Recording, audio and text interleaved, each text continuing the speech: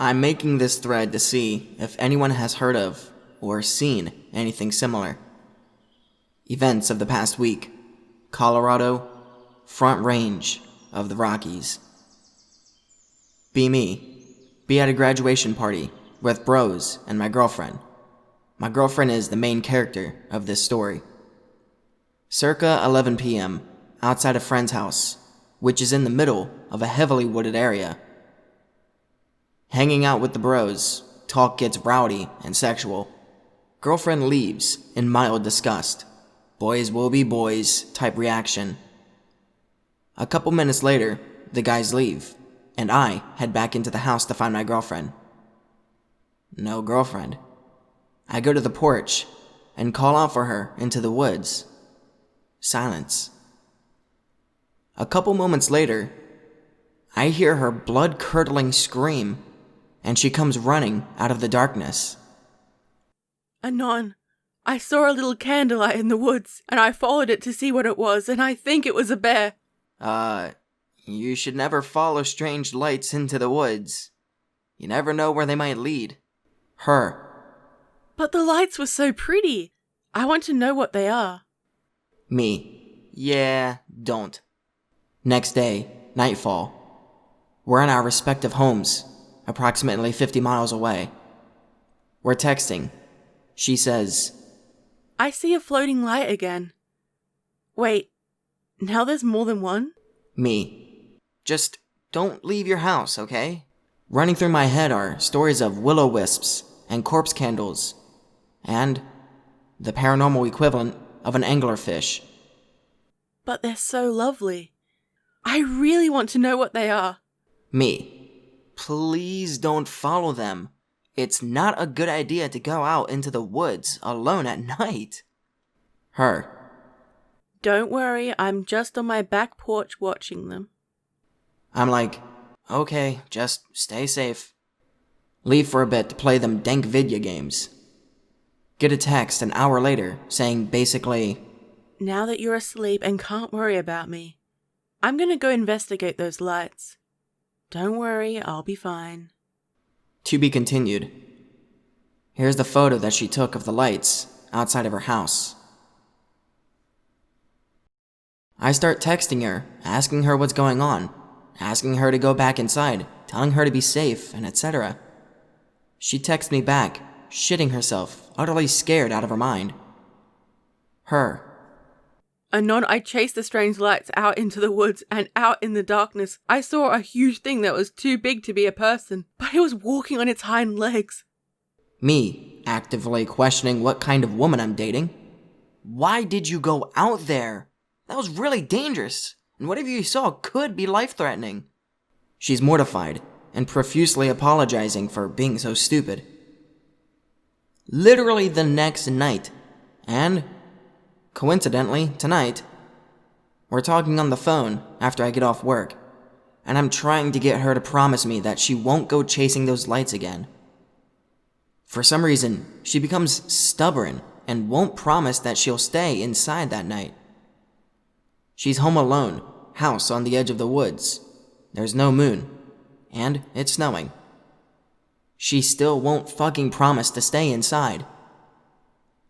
We get into a fight. She gets upset, drinks a margarita. She's a lightweight, so she gets tipsy immediately. Still won't promise to stay inside. We're still arguing when suddenly she goes quiet, whispering, Anon, that thing is outside my house right now. I can see its silhouette and I can hear it walking. She starts losing her shit and freaking out, and I'm trying, in the very least, to keep her calm. She's literally watching something pacing outside her window. And then, she sees the lights again. She decides to stop looking out the window. She stays huddled and still in her living room until enough time passes, after she sees this unknown entity. She moves to her bedroom and falls asleep. I'm left awake, researching and greentexting, and somewhat bothered by the whole ordeal. What could this be? There are hundreds of stories of orbs in the woods, but the details and the way she described the lights aligns most closely with Old Welsh and English stories of corpse candles. Without telling her my suspicions, I asked her details about a situation. My findings? My girlfriend's strange lights. They're small, mobile, orange, blue, and white, leading into the woods in the direction of a cemetery. And corpse candles are small, mobile, orange, blue, and white, and they float around the dwelling of someone who's dying. They float back and forth from their house to their future grave. And now, I'm beginning to become concerned. This may possibly explain the lights, but what about the humanoid entity outside her house? Tomorrow night, I'm going over to spend the evening with her. We'll post updates if anything happens. Details I forgot. Her neighbor's dogs were freaking out last night. In the fresh snow this morning, she found footprints circling her house and back porch, coming from the woods. Tonight, during the "I can see it outside" phase, her cats were very agitated and disturbed, hackles raised and whatnot. Live update. OP is not kill. Yes, girlfriend is stupid. Last night was uneventful. I'm visiting tonight to hang out and see what there is to see. OP is armed. Don't worry. Someone asks, what are you taking with you as far as weaponry? Shotgun or rifle, I trust? Also, good luck, friend. OP posts a picture of his shotgun. Remington 870 Tactical. Someone else then says, to be fair to people calling her stupid, if it is corpse candles, she's probably dying regardless of this whole incident. They appear to people who are dying, not people they are killing. They appear inviting because they lead you to the eternal peace that will envelop you soon. It's a mental phenomenon beyond control. It's possible she has cancer or some other terminal illness that has gone unnoticed. I feel incredibly sorry for her. Though the tall creature may indicate something other than a terminal illness. It may be a terminal condition of a more paranormal variety. It's possible that the tall figure and the corpse candles are actually two irrelevant, though interrelated, incidences. This tall figure is stalking her. Perhaps it kills slowly, but is practically guaranteed. And thus, the corpse candles appear towards her. If that's not the explanation, I have no idea how the fuck the two things relate then. I suggest you expand your search beyond the lights, and do more research on whatever that figure is. That is the real problem here. You can consider the corpse candles more of a warning than anything else, assuming you're not already dead. OP returns. Evening all, OP here. It's been a very eventful night. Chapter 5-ish. It's definitely not corpse candles, or my girlfriend might not be quite as stupid as we've thought. Earlier this evening, I'm at her house. It's getting late, and we're chilling/snuggling. And then, as I'm half asleep, she gets up and goes downstairs. I groggily get up and follow a few minutes later to see why she left. When I walk in, she has this aura of being guilty or hiding something. I try to get her to talk, but she's insistent that I'm fine. And It's nothing. Not really abnormal, as anyone with a girlfriend knows. She tells me to go back upstairs and to go to sleep. I'm like, whatever, and I go up and lay back down. Less than a minute later, I bolt upright because I hear the ding from the security system indicating that someone has opened a door. Hear the back sliding door slam shut. Pause for effect. To be continued immediately. This is when shit got creepy. I rush outside and call out to her, with no response. It's pitch black out, but I walk into the backyard with my flashlight. She couldn't have gone far. Through the light wind, I can hear dogs barking, which is normal, and something that sent fucking Class A chills down my spine. As cliche as it sounds, I hear the voice of a child off in the distance, saying, "Help!" over and over, in that exact same tone every time. Not very urgent, not very loud, almost like a statement rather than an exclamation or a cry for aid. And then, my girlfriend pops up from the other side of the back porch deck and asks if I can hear a howling noise. My face when there's not only a creepy-ass child's voice, but also apparently she's hearing howls.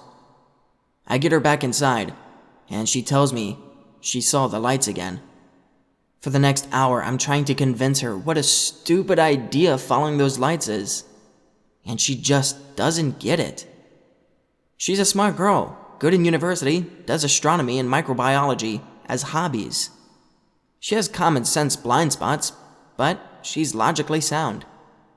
Nevertheless, she cannot seem to wrap her head around why chasing these lights is dangerous. She keeps insisting that I have to find out what the lights are. I have to. I'm fine with investigating, just not running blindly into the night with a bathrobe. I'm trying to convince her to investigate it in an intelligent manner, but she keeps insisting. The only way to find out what the lights are is to chase after them alone. Apparently, the lights disappear when other people are around. Ever since she acted suspiciously when she went downstairs by herself, she's acted very strange. Not at all like she normally does. So, for at least an hour, I'm begging her to promise to not chase the lights when I leave. She just refuses. She'll barely respond, and eventually, she's just staring, and it seems like she's unable to acknowledge me, like her consciousness has disconnected. She finally concedes to promise. At this point, she's barely talking at all, which is not normal. And she had about 4 or 5 episodes of her just staring blankly and not blinking for around a minute each. You know when someone is woken suddenly and they jolt and gasp a little? Well, she was doing that out of the blank stares. But she wasn't asleep. By now, I'm getting more worried and disturbed. We're both religious, so I pray for her. Immediately after the prayer, she starts totally responding again. I'm surprised. And I start asking her questions about what had just happened because I'm still confused. It becomes apparent that she can't remember a single thing from the point when she saw the lights and to the end of the prayer. She also suddenly has a splitting headache. As I recount everything, she becomes more and more horrified. She didn't know she had chased the lights outside. She had no memory of any of it. She's feeling all right now, but we're growing concerned that these lights may have an effect on one's mental state. The lights and entity are an anglerfish, and she's the mesmerized minnow. Also, I'm looking into the Orthodox Catholic Church's concept of demonic obsession, which is when a demon harasses someone rather than possessing them. What do I do? OP does not return to the thread. He gives no more updates, and he posts no more. Until 4 days later, when someone on X does their own investigation.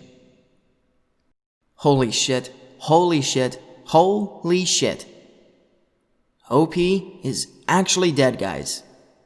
I checked the news locally, and there is a murder investigation going on since yesterday. Multiple people tried to debunk Anon, but Anon remains insistent. Nah, dude, you don't get it.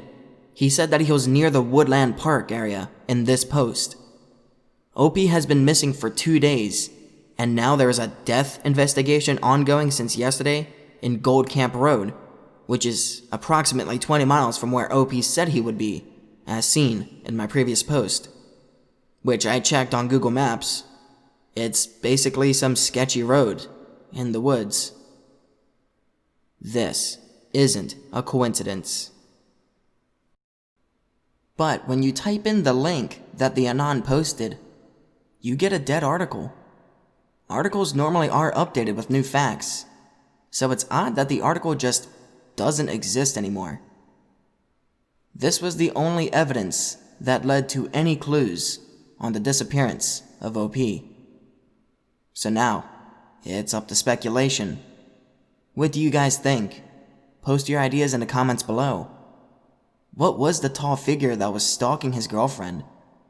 Were those lights truly guiding her to her fate, or did they have a more menacing intent? And whatever happened to OP? You guys have a good night.